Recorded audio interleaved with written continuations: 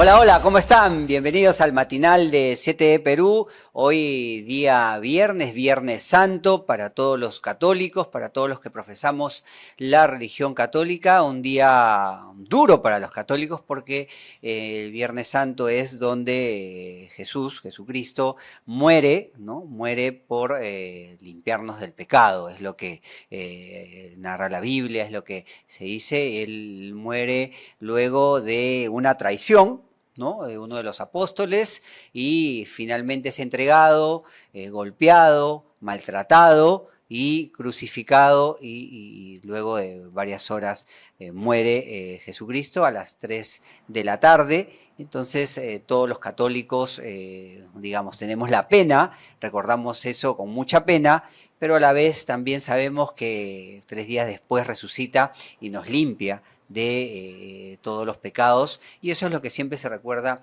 en Semana Santa. Estamos con Aarón también, que él ha ido a reflexionar, ha ido a misa, todos estos días no ha estado comiendo carne, ha estado como un... Abstemio. Así, ha estado nada de alcohol, nada de licor, así que Viernes Santo él está acá con nosotros al pie del cañón, como todos aquí, dando un poco de lo que es la Semana Santa. ¿Qué tal, Aaroncito? ¿Qué tal, Panchito? ¿Cómo estás? Buen día. ¿Cómo estás? Todo tranquilo acá, como tú señalas, sí, fue un sacrificio, pero un sacrificio de amor, y hay que destacarlo, ¿no? Claro, sacrificio de amor, eso es verdad, es un sacrificio de amor, y amor pues de Jesús hacia nosotros, ¿no? Sí. Hacia todos los que somos católicos y creemos en esta divinidad, ¿no? En Dios, en Jesús, en la Virgen María y todo lo demás. Pero nosotros en el programa no queremos detenernos solo en este tema religioso, porque también está el tema político que aún está ahí, está pendiente. Estamos a pocos días de lo que va a ser las elecciones, pero queremos hacer un paréntesis. Queremos hoy Viernes Santo hacer un paréntesis en temas políticos, para poder un poco tocar la diversidad de lo que es la Semana Santa, lo que podría ser visto de otro objetivo, de otro lugar, y de repente para los peruanos tener una nueva visión de lo que es la Semana Santa, o cómo se puede ver la Semana Santa desde otra visión. Y para eso hemos invitado a un historiador, hemos invitado a un escritor. Tiene varios libros, además ha escrito también libros, digamos, de religión, porque hay un libro que él me contaba que se llama Los Incas Católicos en la época virreinal, y seguro él nos va a dar visos de una visión de un escritor en la Semana Santa en el Perú. Si el peruano es católico, si el peruano realmente vive la Semana Santa, yo creo que somos muy católicos, tenemos, creo que una de las procesiones más grandes del mundo, como es la procesión del Señor de los Milagros, la devoción es muy grande y por eso nos convierte en un país muy, muy católico, pero de repente él tiene otra visión. Estamos hablando de Rafael Aíta, más conocido en las redes sociales, seguro usted lo sigue y lo conoce, como el Capitán Perú, o el Capitán Peruano, ¿verdad? Hola. Así que está acá con nosotros. Bienvenido, Rafael. Bienvenido, Encantado. Capitán Perú, un crack, ¿eh? Un crack, ¿sí o no? Ahí está, Sí, claro. Aaroncito ha leído varios de sus libros. Claro. Ya me he entrevistado antes. Ya te he entrevistado, Sí, ya sí, lo sí. conoces, ya Ya sabes lo cómo es conozco. entonces. Y ya sé también cómo es, ¿ah? Ya sé también sabe cómo es. Me ha macheteado también, ¿ah? También. De vez en cuando, sí, es que así es, Sí. pues. Amor-odio. Claro. Pero es que a veces así es el periodismo también, pues, ¿no? Sí, Nosotros sí, tratamos se cariño, entiende. a mí también hay que dar un poquito para sacar vice también, pues, ¿no? ¿Entiendes? Ajá, es clickbait. Así es, Sí. así hay que dar el clickbait también. Bueno, cuéntanos un poco cómo vives tú la Semana Santa. Bueno, Eres católico. soy católico, Perfecto. pero además de ser católico, hay que tomar en cuenta que la Semana Santa es un feriado religioso que nos da el Estado peruano, De acuerdo. dentro de una finalidad que sea reflexionar acerca de la fe, y si la persona no tiene fe, pues al menos reflexionar en su propósito de vida, o por lo menos por último, porque lo ideal es participar, que el Estado nos dé este feriado para participar de todas las celebraciones religiosas que hay a lo largo de todo el Perú. Alguien me dirá, oye, si yo soy ateo, pues no importa, porque estas celebraciones religiosas, además de tener esta esencia espiritual que todos los católicos creemos, también tiene una esencia cultural de peruanidad que, digamos, cualquier peruano debe estar en contacto al menos de manera cultural. ¿Por qué digo esto? Porque veo que lamentablemente muchos utilizan este feriado para irse a la playa. La semana tranca. La semana tranca. En el peor de los casos, incluso para pegársela y vivir una vida No desenfrenada. lo mires, Aaroncito. Aarón ha cambiado y ya hoy día, toda esta semana, vivió una Semana Santa, no ha hecho Semana Tranca. Bueno, recalco, eso es un fraude del Estado. Ajá. Eso es engañar al Estado, porque el Estado no nos está dando este feriado para que nos la peguemos o para que nos vayamos a hacer lo que nos la gana. Nos está dando este feriado para entrar en contacto con la religiosidad que se vive en todo el Perú. Reflexionar, ¿no? Y reflexionar cómo eso influye en nuestra vida. Y el no cumplir con esa finalidad es también hacerle un fraude, un engaño al Estado. Una estafa al Estado peruano, ¿no? Claro. Por supuesto, tanto que nos quejamos de la corrupción, pero al final de cuentas, cuando nos toca a nosotros, también hacemos lo que nos da la gana. Y esa no es la idea. ¿Somos un país muy conservador? O sea, ¿somos como católicos muy conservadores? ¿O somos hipócritas? ¿O es una sociedad hipócrita? Pero ¿a qué llamamos conservador? Ajá. Porque, ojo, no es lo mismo ser conservador que ser tradicional. Ok. Te voy a poner un ejemplo clarísimo. Los comunistas son conservadores el día de hoy, Sí. ¿no? ¿Por qué? Okay, Porque conservan los principios de su revolución y están en contra de la posmodernidad que surge a partir del propio, después del propio Karl Marx, ¿no? Durante el siglo XX-XXI. Claro, ellos no son pro aborto, ellos no el matrimonio homosexual ni nada de eso. ¿No? Nada de eso lo aceptan. Así es. Entonces, en ese sentido, son conservadores, ¿no? Por lo tanto, el conservador va a buscar mantener un conjunto de principios que incluso en su época pudieron ser revolucionarios. Caso típico, el marxismo. Otro caso típico, los luteranos, que en el 1500, en el siglo XVI, Martín Lutero. hicieron una reforma, pero con el tiempo buscaron conservar los principios de esa reforma y el día de hoy ya son conservadores. Entonces, el conservador varía en el tiempo. El que el día de hoy es revolucionario, el día de mañana va a ser un conservador. Okay. Por eso yo prefiero el término tradicionalista. Ajá. Porque guardar una tradición es guardar un conjunto de principios que incluso se pueden ir modificando o se pueden ir adaptando, como lo ha hecho la Iglesia Católica, que nosotros vamos a ir viendo que durante todos los concilios ha ido, como llamarían los italianos, ayornándose, trayendo sus principios básicos al día de hoy, pero al mismo tiempo permanecen este conjunto de principios dentro del corpus llamado tradición. Inquebrantables. Por ejemplo, la Iglesia Católica, o a tu juicio, nunca va a aprobar un matrimonio homosexual, ¿no? La Iglesia Católica va a mantener un matrimonio entre el matrimonio natural, instituido por Dios, y, tal como dijo Jesucristo, lo que unió Dios, que no lo separe el hombre. De acuerdo. Y pero hay curas progres, ¿no? Porque le da la bendición a este tipo de matrimonios, entre comillas, ¿no? Pero es que una bendición no es lo mismo, es un sacramental, no es un sacramento. Entonces, se pueden bendecir, a ver, a mí cuando... Hasta carros, ¿no? Yo bendigo mi carro, ¿no? Se bendicen mascotas, Claro, se bendice... En las misas te piden que lleves tus objetos que has comprado santos para que los bendigan, te tiran... Y no solamente santos, se puede bendecir una casa, se puede... Entonces, tus mascotas, así, muchas cosas. El tema de la bendición es muy amplio porque, a ver, ¿qué es una bendición? Un bien decir, ¿no? Un desear lo mejor. Entonces, en ese sentido, sí, pues yo puedo bendecir todo.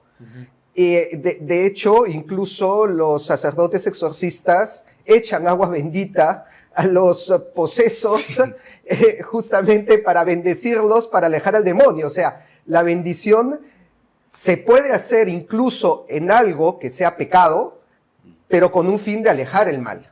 Entonces, en ese sentido, una bendición está perfecto. Bendigan todo lo que quieran con el fin de que ese objeto alcance algo bueno o sea para bien. En ese sentido, sí, o sea, por eso hacía la diferencia entre conservador y tradicional. El conservador se va a escandalizar con la bendición a las parejas homosexuales. Va a decir, ay, no, ¿cómo es posible? ¿Qué es esto? Aroncito, se va el conservador. ¿Eh? No puede ser posible, va a hacer escándalo al padre. Oh, vale, Claro. decir esa cosa. Un tradicional entiende cuál es la esencia y también entiende que el catecismo de la Iglesia Católica no condena a la persona per se, condena al pecado pero no al pecador. Y por eso el mismo catecismo dice que las personas homosexuales deben ser acogidas con caridad y con amor dentro de la Iglesia. Obviamente, siempre llamándolos a la conversión como nos llaman a todos a la conversión y a arrepentirnos del pecado como todos debemos arrepentirnos del pecado. Esto no es ningún tipo de discriminación porque todos somos pecadores. Quien no tenga pecado que tire la primera piedra. Todos son pecadores, sí. Pero pero a mí me hace mucho ruido cuando las personas se niegan a este llamado al arrepentimiento. Cuando dicen, oye, pero mejora, oye, pero acércate a Dios, y lo rechazan. Porque eso ya es ego y eso ya es soberbia. No, claro, hay que tener temor de Dios, ¿no? Hay que tener temor de Dios y hay que reconocer nuestra naturaleza herida por el pecado y que siempre debe estar en constante arrepentimiento porque fallamos, nos Capitán, equivocamos. ¿por qué los evangélicos dicen que no todos somos hijos de Dios? Porque... Pero todos somos hijos de Dios, ¿no? A ver, esto también es todo un tema de debate. Sí. Y de hecho yo lo matizaría. Ajá. En el sentido de que la versión, no sé si versión evangélica, yo conozco la versión calvinista. Ajá, sí. De ¿Por ahí qué? viene, ¿no? Porque Calvino abogaba por la predestinación, basado en la omnisciencia de Dios. Si Dios todo lo sabe, por lo tanto Dios sabe quién se va a salvar y quién se va a condenar. Y eso da un salto a decir que hay personas que ya están condenadas y hay personas que están salvadas de antemano. Desde su nacimiento, que ya es... Como Judas, por ejemplo, ¿no? Según ellos, ¿no? Como el caso de ellos, Judas, ¿no? Y tomando también algunos pasajes bíblicos que se interpretarían fuera de todo el corpus doctrinal. Pero claro, y mezclado con esta filosofía, yo diría, mal entendida de la omnisciencia, pero sí, de alguna manera, con un razonamiento se puede llegar a esa conclusión. Si Dios todo lo sabe, Dios sabe quién se salva, Dios sabe quién se condena, y por lo tanto, ya de antemano hay personas salvadas y personas condenadas. Pero y ahí esas personas condenadas no serían hijos de Dios. Pero ahí existe la parte que dice la Biblia también de libre albedrío. Ese es el Donde detalle. Dios te da la oportunidad de tu libre albedrío, donde tú De decides. elegir, Tú decides, ¿no? de ser coherente y asumir las consecuencias de tus decisiones. Eso es lo que acepta la Iglesia Católica.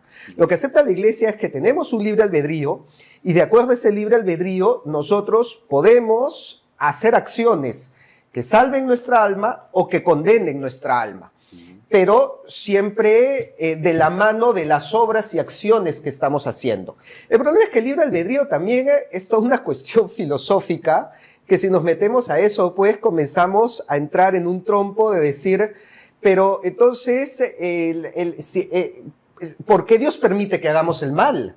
Si Dios es bueno, ¿no? Entonces, y claro, si Dios permite que hagamos el mal, es porque si solo pudiéramos hacer el bien, no tendríamos la capacidad de amar. De acuerdo. Porque el amor implica libertad. Sí. Entonces, esos conceptos de amor, libertad y bien, ese triángulo es tan complejo que no me sorprende pues que estemos debatiendo y estemos peleándonos hasta el día de hoy si realmente tenemos libertad, si realmente existe el bien, si realmente estamos salvados o condenados de antemano o podemos salvarnos o condenarnos de acuerdo a nuestras acciones.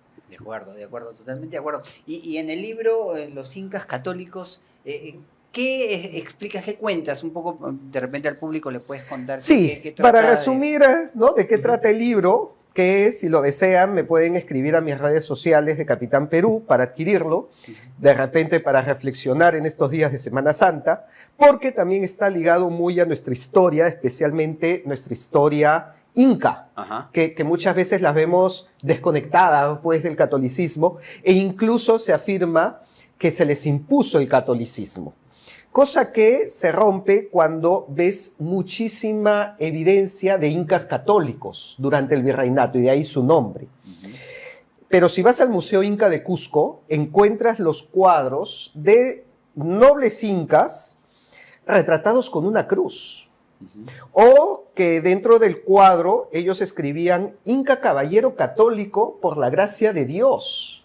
O sea, se mostraban como orgullosos católicos, ¿no? También esto lo podemos ver con el tema de las cofradías, que lo explico en el libro. En el Perú hubieron más cofradías que en la misma España. Y esto fue un fenómeno que explotó en todos los Andes principalmente, incluso más que en la misma costa, al punto que las autoridades religiosas querían frenar y decir, oigan, ya paren la mano con tanto grupo religioso acá, que yo no sé de dónde sale, y era inútil y seguían surgiendo nuevas y nuevas cofradías, lo cual me hace pensar que el tema de la imposición más bien es al revés. No es que se nos impuso la religión, es que en el Perú comienzan a surgir estos grupos religiosos que las mismas autoridades querían frenar. A ver, tú no puedes imponer algo que más bien estás intentando frenar. Ahora, un paréntesis para aclarar esta situación. O sea, me estás diciendo que cuando los españoles llegaron a encontrar a los incas Sí. que vivieron en diferentes zonas, Machu Picchu y todo, ¿ellos ya eran católicos? ¿Los incas ya eran católicos, hablando de incas puros? Eso es una afirmación muy avesada, ¿no? Totalmente, Claro, por eso, a eso era mi pregunta. ¿Cómo ¿no? vas a decir que alguien es católico antes de conocer a Cristo o antes de la llegada del Evangelio? De acuerdo. Pero los mismos cronistas, ya sea Guamán Poma, Bartolomé de las Casas, tan querido por los indigenistas, el mismo Garcilaso de la Vega, mencionan, y voy a citar a Bartolomé de las Casas. Los indígenas tienen unas creencias tan cercanas a la cristiandad que solamente hace falta reemplazar el culto al sol por el culto al verdadero sol, que es Jesucristo, para que sean católicos. O sea, y Guamán Poma también dice algo parecido. De hecho, Guamán Poma era muy católico. Si bien él es uno de los principales cronistas que denuncian abusos durante el virreinato, él denuncia estos abusos desde una ética católica. Eso es algo que no lo mencionan también mis amigos indigenistas, que me paran citando a Guamán Poma y me dicen, oye, mira lo que Guamán Poma decía sobre los abusos de los españoles. Y no se dan cuenta que él denuncia esos abusos en base a una ética católica, porque él se declaraba un fiel católico, e incluso en el libro de Estensoro, del paganismo y la santidad, menciona que Guamán Poma era un católico ultraortodoxo, ¿no? O sea, era un recontra, así ferviente católico. Su crónica se la dedicó al Papa. Y por lo tanto, él en su crónica busca integrar la tradición inca con la Biblia. Entonces tú encuentras que en sus escritos él trata de ubicar el nacimiento de Jesucristo en la época de cuál inca fue, ¿no? O el diluvio que se hablaba del Titicaca con el diluvio de Noé. O incluso menciona a Adán y Eva. Entonces, Guamán Poma también te afirma y te dice, los indígenas, los naturales del Perú, ya tenían un concepto de Dios, solo que no sabían su nombre. Claro. Ellos adoraban al sol y a la luna, que eran pues lo que en principio eran sus dioses. Además, la tierra también, ¿no? Claro, bueno, y la tierra, obviamente la mamapacha, pero además hay algo que es una realidad que de repente uno puede asociarlo. En la Biblia todo el mundo conoce la historia de Adán y Eva, siempre se habla de Adán y Eva. Y en los incas, Las leyendas. la leyenda inca dice que ellos salen del lago Titicaca, ¿no? El inca con Manco Cápac y Manco Mama Cápac y Ocllo. Magaole aparecen del... Ajá. O sea, están hablando también de un Adán y Eva. Es un símil, a pesar de que no se sobreponen, De acuerdo. porque cronológicamente ubican a Manco Cápac y Mama Ocllo mucho después que Adán y Eva, ¿no? Okay. Los cronistas se arman su propia cronología un poco errónea, ¿no? O sea, digamos, el nacimiento de Cristo lo ubican unos 1000 años después, con respecto a los incas, pues gobernaron en el 1100 y te dicen que Jesucristo nació por esa época, ¿no? Entonces, es una cronología que el día de hoy no es aceptada, pero tiene su propia cronología en donde ubican todos los acontecimientos de la Biblia junto con los acontecimientos de la historia incaica. A lo que va hoy que hay cosas, o sea, escenas muy parecidas, ¿no? Desde su perspectiva cada uno, entiendo yo, ¿no? ¿No? Porque es lo que más o menos... Bueno, pero es que en ese tema de símiles encontramos más de uno. De repente, el más claro sea la cruz. Cuando Francisco Pizarro desembarca en Piura, ¿no? Uno de sus hombres baja a la arena y clava una cruz en la arena. Y cuenta que los indígenas alrededor ven la cruz y se arrodillan. O no se arrodillan, no era el símbolo que utilizaban. Le rinden reverencia. Entonces, y los españoles se quedan fríos diciendo, ¿qué pasó acá? Estos, como ya saben... Claro, ¿qué pasa acá, no? Se nos adelantaron los portugueses, ¿quién les ha enseñado?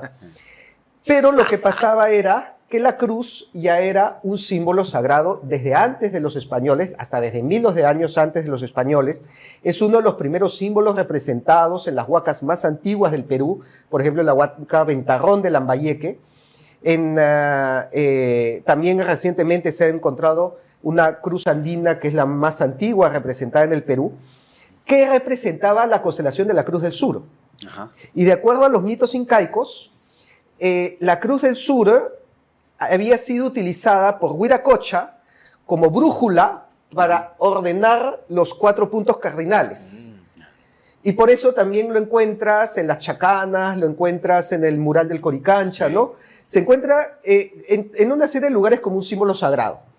Entonces, claro, cuando estas personas ya conocían a la cruz andina, a la chacana, a la constelación de la Cruz del Sur, que había sido utilizada por Huiracocha, y ves pues unos hombres barbados, blancos, que vienen del mar y clavan una cruz en la arena, dicen, huiracochas que han regresado como lo había prometido. Entonces, todas estas coincidencias también influyen en el proceso de evangelización, porque permite que las coincidencias lleven a un mejor empate entre la cosmovisión andina y la fe católica.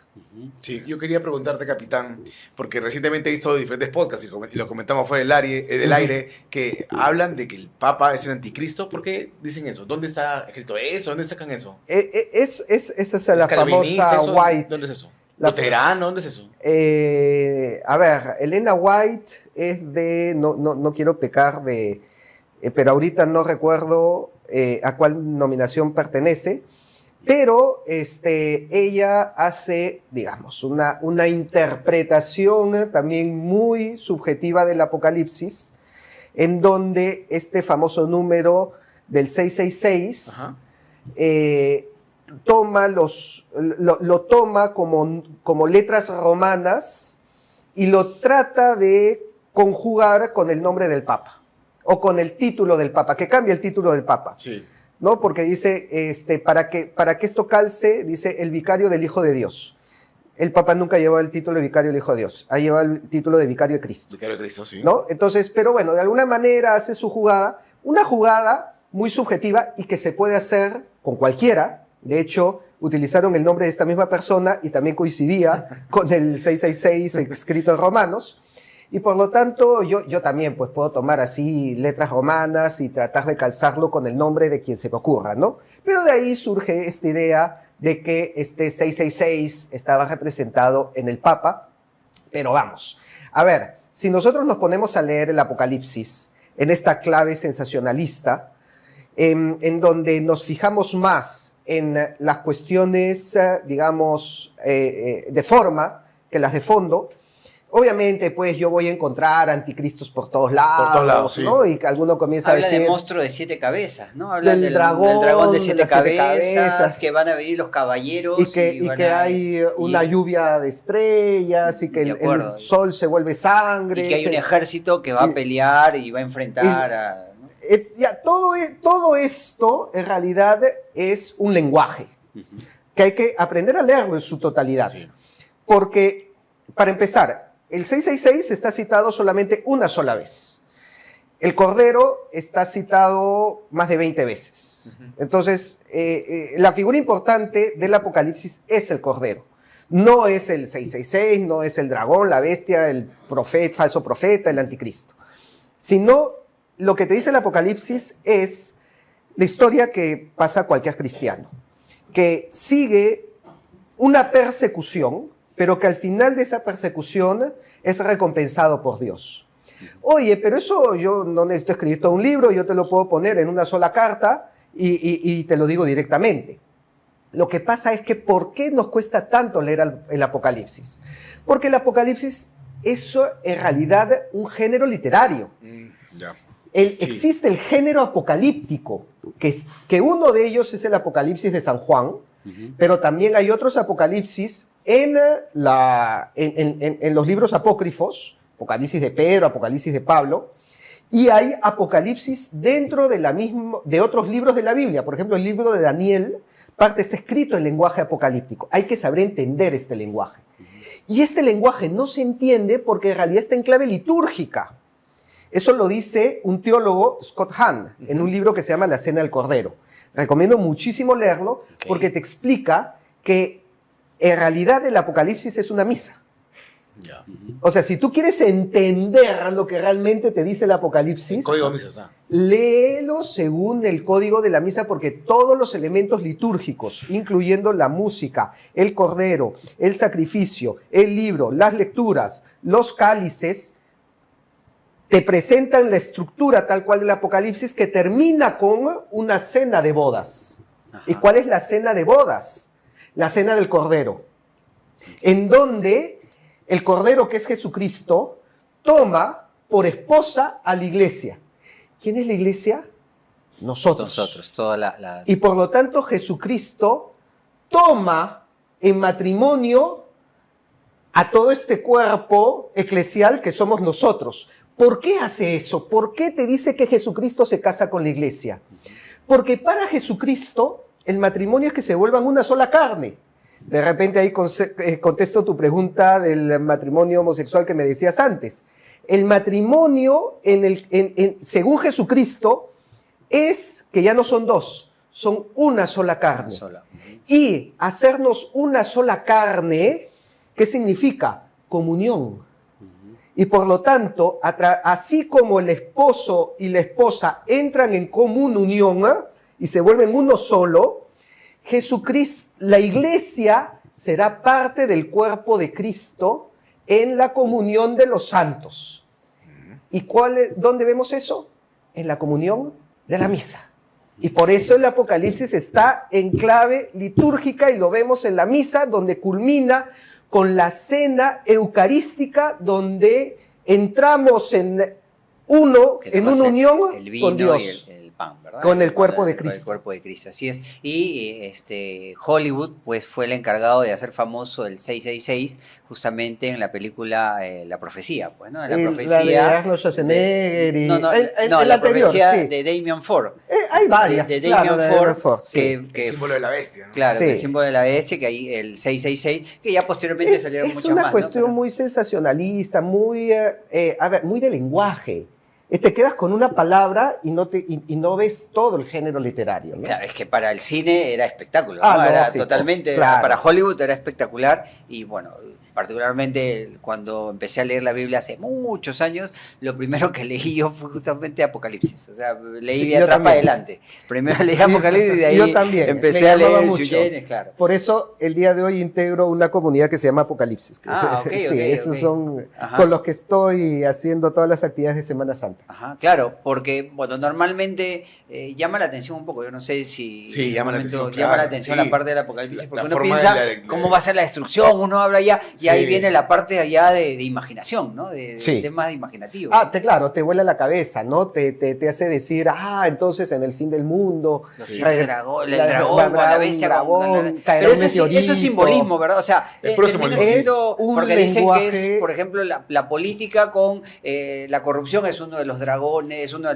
las cabezas, ¿no? Ujú. No sé, el terrorismo, es algo así. Lo me que, parece. ojo que en la religión los símbolos también tienen una esencia muy fuerte. No vamos a negar que Jesucristo va a regresar con honor y gloria porque eso sí va a suceder. Sí va a pasar, sí.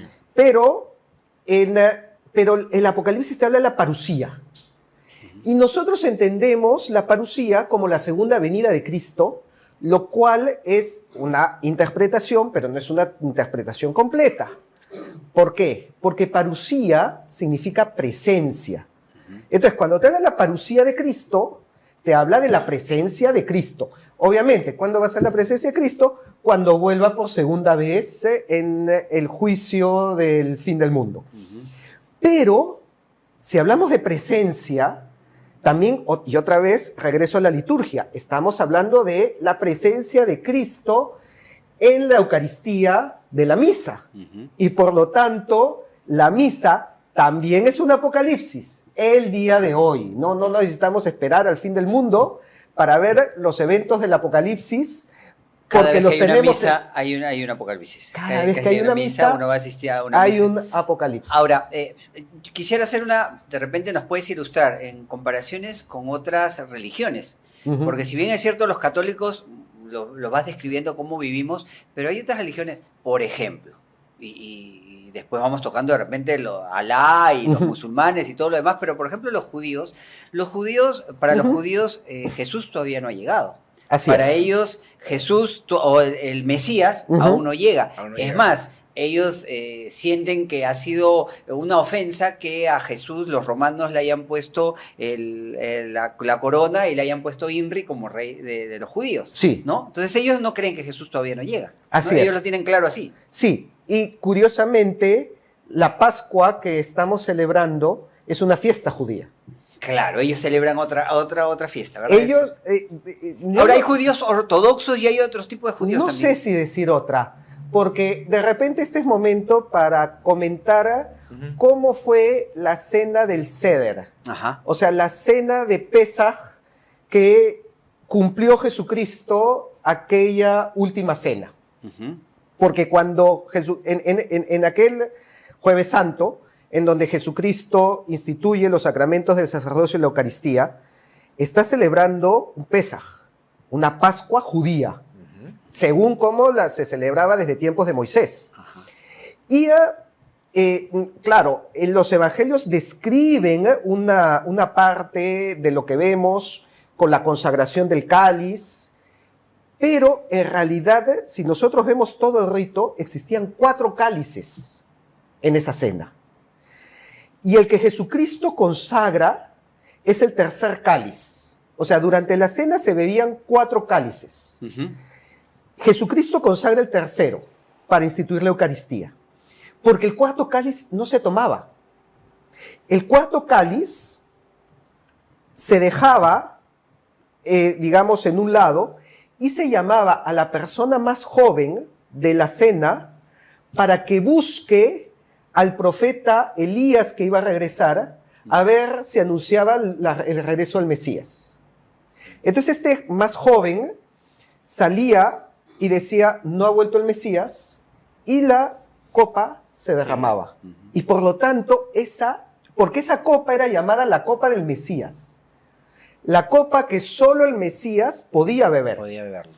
Y por lo tanto, ahí no termina la cena. Y ahí tiene sentido las palabras de Cristo en Getsemaní, cuando le dice al Padre, aparta de mí este cáliz. Que en realidad es el cuarto. Es el cuarto. Es el cuarto que solo el Mesías debe beber.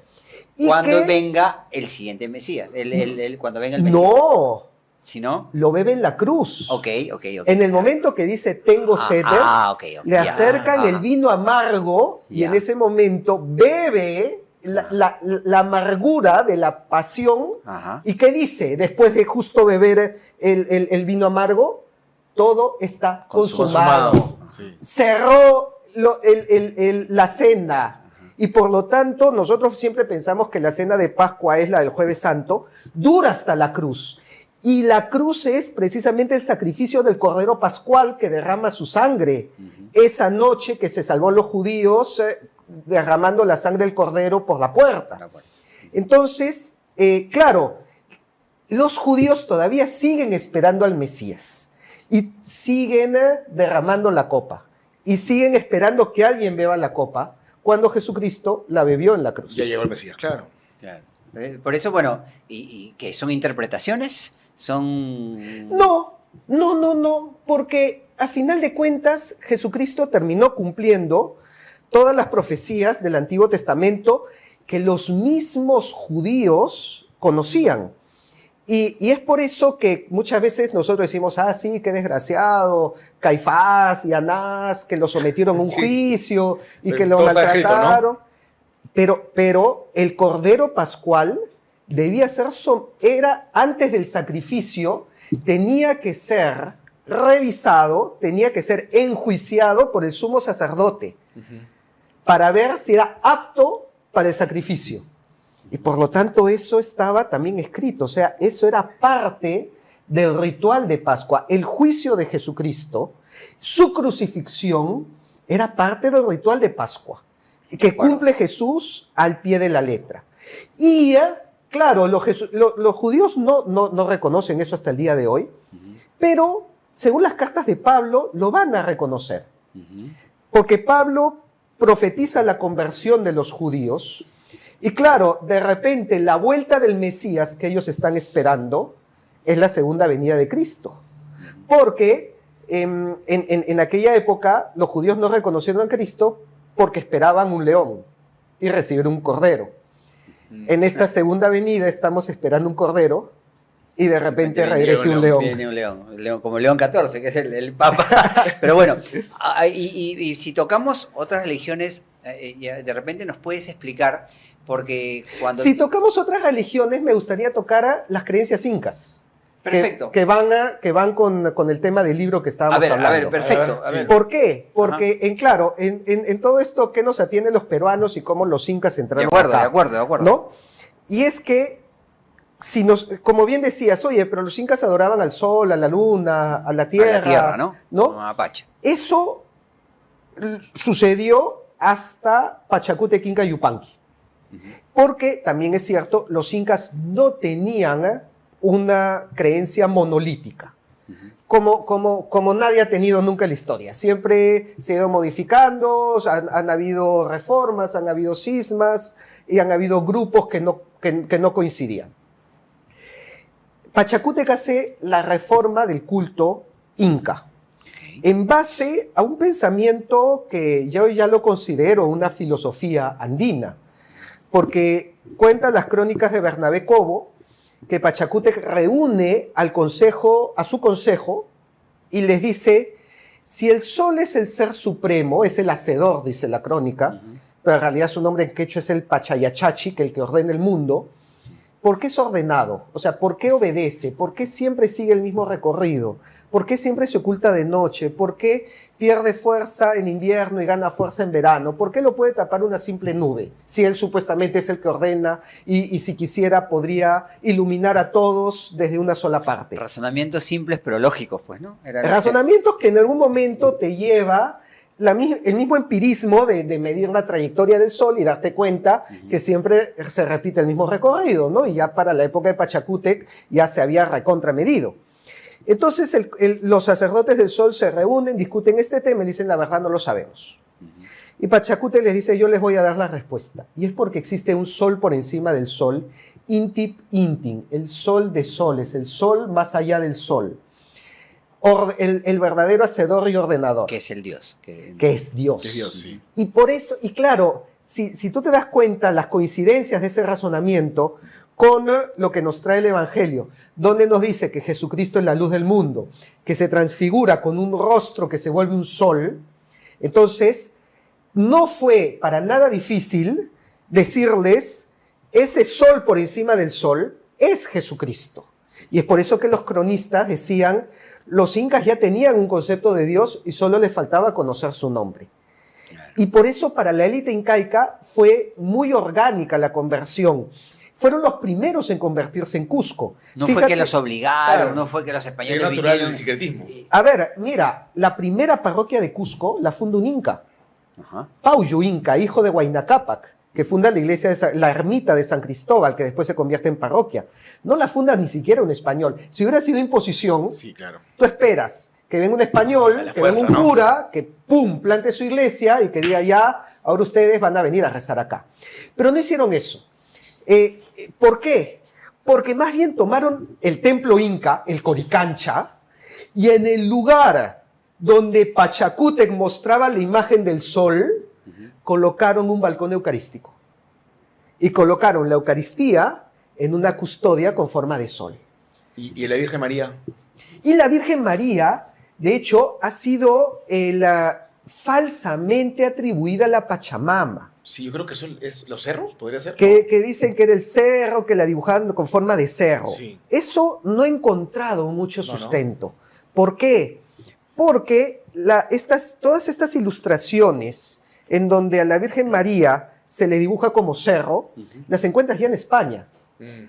Y en España están estos trajes triangulares que lo encuentras en la Virgen de Guadalupe, en la Virgen de Covadonga, en toda una serie en la Virgen de la Almudena, toda una serie de advocaciones marianas que tenía un vestido así triangular. Entonces, yo diría que era más bien parecido a esas imágenes que recibían. La que sí es novedosa del Perú es el niño Jesús Inca, el famoso niño Manuelito. Sí. Esa sí nació en el Perú. Y más bien a los incas los identificaba mucho porque los incas tenían una imagen del sol que era del tamaño de un niño de 10 años, vestido de inca. Entonces, cuando los jesuitas sacaron en procesión la imagen del niño Jesús, ¿no? Con un sol en la cabeza y como un niño de 10 Claro, años, claro, sí, claro. los descendientes incas decían, claro, es nuestro sol, Claro. es quien ya conocíamos. Y por eso, hasta el día de hoy, la fiesta, yo diría, no solamente religiosa, en general, la fiesta más importante de Cusco es el Corpus Christi y el Taitacho de los Temblores, que acaba de ser el lunes, en donde sale todo el pueblo en procesión, todo Cusco, toda la ciudad sale en procesión. A ver, cuando algo es por imposición, digamos, si a ti, no sé, viene tu jefe y te obliga a hacer algo, si Lo tu haces jefe, mala gana. claro, lo haces de mala gana, y si tu jefe se va, ya no lo No vuelves lo a hace, hacer. claro, sí, ¿no? Acá los españoles se han ido hace 200 años, Seguimos, claro. y los Andes son más fervorosos, son más católicos que la misma España. Entonces, eso me hace pensar que el tema de la imposición no tiene mucho No sentido, tiene sentido, yo creo. y que la fiesta del Corpus Christi, donde la Eucaristía sale en procesión como un sol, acompañada de todo, son 15 santos que salen en procesión, me hace ver más este traslape, que las creencias andinas encuentran su rumbo con la llegada del Evangelio y dicen, quien nosotros intuíamos que era Dios es Jesucristo. No es una interpretación propia, la encuentras en los cuadros. En Juli hay Juli, no es que era un lugar, no era Lima, ¿no? No era Trujillo, no era Arequipa. Encuentras un cuadro donde los Reyes Magos están adorando al niño Jesús y entre los Reyes Magos hay un inca como rey mago. Entonces, ¿qué te están diciendo ahí? Claro, Nosotros hemos encontrado a Dios en Jesucristo y venimos a adorarlo. Y por eso se identificaban y se dibujaban como Reyes Magos, porque los Reyes Magos eran reyes paganos, que vivían muy lejos, igual que los incas, reyes paganos que vivían muy lejos, y cuando conocieron a Jesucristo, reconocieron a Dios en él y lo adoraron. Y de ahí que la fe haya permanecido tan sólida en los Andes hasta el día de hoy. ¿Qué más importante en cuanto a celebraciones, o ambas? ¿La Semana Santa o Navidad? No, Semana Santa. Sí, pero no ocurre eso, ¿no? Pero no ocurre eso. No ocurre Debería eso. ser así, ¿no? Y hay gente incluso que duda. No, pero, no me queda clarísimo lo que tú dices, ¿no? Y es más, yo no diría ni siquiera Semana Santa, que para empezar, litúrgicamente no existe Semana Santa, ¿no? Existe el Tríduo Pascual, Ajá. Pasión, Muerte, Resurrección de Cristo. Sí. Y el domingo de resurrección se le conoce como el domingo de todos los domingos. O sea, así como el domingo es al resto de la semana, Es el el domingo domingo de supremo. resurrección es al resto de domingos. El domingo supremo. Es el domingo sublime. Ajá. Y yo, ahora que nos están escuchando, recomendaría que vayan a la misa de resurrección del sábado de gloria. Misa de resurrección. Ya, Sábado. adaptado. La del sábado, que es la primera misa que se celebra el sábado, es una misa pero esplendorosa. O sea, la cantidad de simbología que tiene cargada esa misa me parece espectacular. ¿Ese es el de las 6 de la tarde o de las...? Ese es el que comienza a oscuras. Ok. Es una misa que comienza con todo apagado. Ujú. O sea, toda la iglesia está a oscuras. Y entra el sacerdote con el cirio pascual, Ajá, diciendo luz de Cristo, ajá. y cada uno está con su vela, pero no puede prender su vela. Solamente puedes prenderla del cirio Ujú. y que la persona que la prendió del cirio te la pase a ti. Porque el cirio es Jesucristo y solo recibimos la luz a través de él. Entonces cada uno está con su velita y todo el templo a oscuras y se leen todas las lecturas desde la creación. Son 7 lecturas que se leen ese día. Desde la creación del mundo, pasando por el Éxodo, pasando por la Pascua de Moisés, pasando por los profetas, hasta que llega el Gloria, que anuncia el Evangelio de la resurrección de Cristo. Y en ese momento se encienden todas las luces del templo y comienzan a sonar las campanas y salen los instrumentos musicales y se canta, o sea, es ¿Qué es la pasar resurrección? de las tinieblas a la luz. Ajá, a la luz. Excelente, la verdad que una explicación muy didáctica para muchas personas que bueno, hay cosas que a veces uno en la religión la pasa muy desapercibida, ¿no? Y nosotros tenemos que tenerlo muy presente porque somos pues un país católico, ¿no? Al margen de cualquier situación. Ahora, yo quería, para antes de ya en los últimos minutos tocar, por ejemplo, el tema de las otras religiones, porque Jesús... es cuando él vino, habla de amor. Jesús Sí. es amor. Todo se basa en amor, ¿no? Sí. O sea, si iban a golpear a una mujer, él decía, ¿para qué? Si todo el mundo que tire la primera piedra. Ese es un ¿no? concepto muy cristiano. De acuerdo. En otras religiones no está Y presente. A eso es lo que iba. Porque otras religiones amor no tienen mucho, porque lo que profetan es guerras, están destruyendo, vale decir, los musulmanes, Alá y todo lo demás. A ver. Y hay que recordar también, y hago la capita antes para que conteste, que Jesús, después de los 13 o 14 años, él desaparece.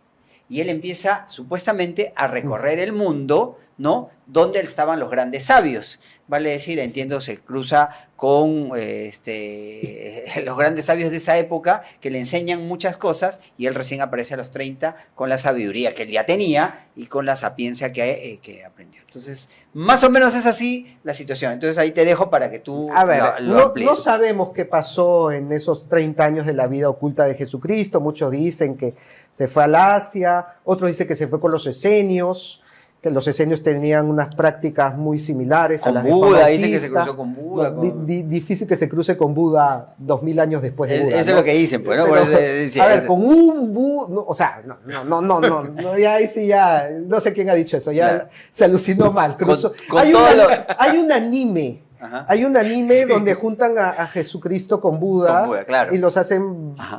pasear, entender el mundo juntos, De pero es anime, no Ah, es una fuente muy confiable que de acuerdo. digamos. En el caso del Islam, yo no juzgaría al Islam desde afuera, ¿no? Hay que entender su propia, que el Islam tiene su propia lógica, solo que es una lógica distinta a la cristiana, en donde, de acuerdo al cristianismo, creemos que Dios es bueno, pero para el Islam Dios está más allá del bien y del mal. Entonces, tú no puedes juzgar las acciones de Dios como buenas o malas, porque Dios trasciende eso. Es su propia lógica interna. Claro, eso te puede decir, entonces una guerra santa no es mala. No es mala, porque trasciende el bien y el mal. Pero vamos, pero sí es cierto que el revelar que Dios es amor es una revolución cristiana, al punto que zamaqueó los cimientos del mundo de aquella época. Roma, que para el etos romano creía que la primacía del más fuerte. Entonces, claro, Roma es la más fuerte, es la civilización, el resto son bárbaros, el que domina es el que manda. un pensamiento también muy lógico. Un pensamiento que seguramente compartirían muchos políticos el día de hoy, ¿no? Trump, Putin, entre otros. Ellos tienen el etos romano así, digamos, puro, ¿no? Claro. Al pueblo pan y circo. Al pueblo pan y circo, y acá mando yo y el resto me obedece porque yo soy acá el más bravo. Claro. Eso es puesto de cabeza por las bienaventuranzas, donde Jesucristo dice, bienaventurado el que sufre, bienaventurado el que llora. O sea, era poner al revés el etos hegemónico del imperio, donde te decía, el más fuerte es el que manda. No, Jesucristo te decía, el débil, el que sufre, el vulnerable, ese es el bienaventurado, ese es el feliz, ese es el que va a ser premiado por Dios. Pero también se habla de el Antiguo Testamento, donde dicen que el Dios del Antiguo Testamento era un Dios muy castigador, era un Dios que siempre te castigaba, si no haces esto, te va, mata a tu hijo, haz esto, el otro. No, Dios no mata. No, O sea, a lo que voy es, sí, de repente, sí, es una expresión, digamos, muy burda, de acuerdo. Muy a grosso modo de lo que sucedió Totalmente con de acuerdo, Abraham. Totalmente de acuerdo. A lo que iba Pero es sí que se ve dicen que habla de un Dios que era muy castigador. Celoso, y severo. severo. Y cuando vino Jesús, ¿no? Jesús dijo, traigo amor. Y cambia el Dios. Pero, a ver, es que yo creo que hay ya, un problema. danos la interpretación para poder... La interpretación es que no entendemos qué es el amor. Porque pensamos que el amor es equivalente al buenismo. Okay. O sea, yo no puedo castigar. Entonces, claro, si yo veo un delincuente que mata, asesina, roba, no, pobrecito el delincuente, hay que entenderlo también. Ya, ese buenismo, eso no es amor. El amor también es severo. El amor también implica sufrimiento. Eso, vamos, lo mostró el mismo Cristo en la cruz. El sacrificio, ¿no? El sacrificio. Entonces, lo que pasa es que lamentablemente nosotros hemos diluido la palabra amor por tener solamente una palabra para amor. Los griegos tenían 3 palabras para amor. El amor eros, el amor filios y el amor ágape. Y ellos utilizaban principalmente el eros y el filios. El eros, el amor erótico, el amor a la pareja, al esposo, pasional. la esposa, pasional. Y el filios, el amor amical, el amor fraterno, el amor de padres-hijos. Y el cristianismo, digamos, revoluciona con el amor ágape, que es el amor espiritual, que describe San Pablo en la carta en la carta a los Corintios, me parece que sí, la carta a los Corintios. Es un amor que se entrega, pero esta entrega implica también un sacrificio y también implica renuncia. A ver, cuando un padre es severo con su hijo y castiga a su hijo, ¿significa que no lo ama? Claro, es... Y ahí entendemos no deja de amarlo porque lo castiga, ¿no? mejor el Dios del Antiguo Testamento, que tenemos que entender estas dimensiones del amor. Claro, probablemente lo que ahí en todo caso se cuestionaría, o algunos cuestionan, es el tema de, perfecto, corrige a tu hijo, pero sin violencia, ¿no? Algo así. Pero La ojo violencia... que Jesús tampoco fue un hippie, y que muchos entienden al Jesús que llegó... que andaba, era delgado, caminaba, comía, comía carne, dátiles, claro, y venía con un collar de flores, ¿no? Y con el símbolo de paz y amor. Pero Jesús también dice, yo he venido a traer la guerra y la espada. Sí, se pondrán hijos contra su padre y la madre contra sus hijas, por mi causa. Yo he venido a traer fuego y división a la tierra, porque él sabía que su mensaje también nos lleva a confrontar. No es un todo vale, no es un todo está permitido. Claro, y es por eso ahí hay una parte donde Aloncito siempre dice que los tibios no existen. Pues no los vomitará Dios, ¿no? Eso dice el Apocalipsis, ¿no? Ojalá fueras frío o caliente, porque a los tibios los vomitaré de mi boca. Claro. Y eso es lo que Aloncito dice. ¿Y la Iglesia la Iglesia Católica podría estar a favor de la pena de muerte? La Iglesia Católica ha tenido una posición en donde en su momento no condenó explícitamente la pena de muerte, interpretando que el mandamiento de no matarás se refiere al no asesinarás. O sea, es más, el mismo Santo Tomás Claro, por ahí menciona va, justificaciones de momentos en donde la pena de muerte trae mayor bien que mal. ¿Y tú qué piensas? Que eso es una cuestión que sí se ajusta a los tiempos. Entonces, y por lo tanto, no es un dogma de fe. Ahí, otra vez, regresando, ¿qué significa ser conservador y qué significa ser tradicional? En la tradición nos mandan los dogmas de fe, pero aquello que no es dogma, yo lo puedo ir adecuando a los tiempos. Y lo que ha dicho el Papa actualmente es que para estos tiempos ya no es necesario la pena de muerte. De repente en un pasado más violento, en donde de repente en un futuro que vuelve una violencia sea necesaria y sea justificable en ciertas zonas, en ciertos casos, pero ya se evaluará dentro de la doctrina, dentro de todo el corpus, pero primando por encima el amor. Claro, acá alguien te va a decir, oye, ¿cómo el amor te va a llevar a matar a alguien? ¿No? Eso también es una confrontación muy fuerte a la pena de muerte. Una contradicción, ¿no? Suena una contradicción. Sí. Oye, si Jesucristo nos manda amar a nuestro enemigo, entonces, ¿cómo yo lo amo matándolo? Claro, decían, no, pero es que yo voy a hacer que se arrepienta y en el último minuto le doy la absolución y de ahí, chao. Ya. A ver, por eso creo que el día de hoy se están matizando esas políticas, que es una cuestión política, no es ni siquiera una cuestión de dogma. Perfecto.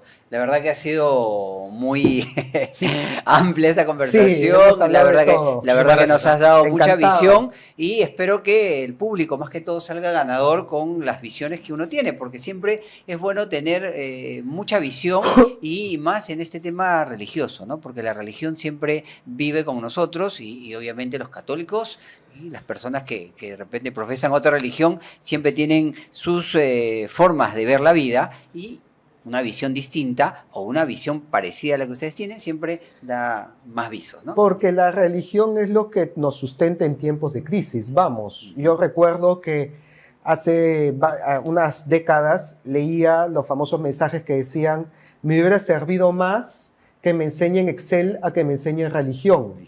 Esos que pedían que se les enseñe más Excel que religión son los que el día de hoy están siendo reemplazados por la IA y están en un vacío existencial que no saben responder por no haber aprendido bien religión. Perfecto. Gracias Rafael. Rafael Aita, el capitán Perú, el capitán peruano, como quieran, todos lo conocen. Así que él ha estado con nosotros y la verdad que ha sido ilustrativo, ¿no, Aloncito? Aloncito ya está convencido. Voy a misa. Hoy, el sábado, ¿no? Hoy es el Viernes Santo es el único día que no hay misa. Mañana sábado. Sábado la misa de Sábado de Gloria. Sábado, misa de Sábado de Gloria es la recomendada por Rafael Aita. Gracias nuevamente. Muchas gracias. Encantado. Muchísimas gracias. Volvemos en el matinal con la última parte ya del programa. Gracias. Ya hablemos.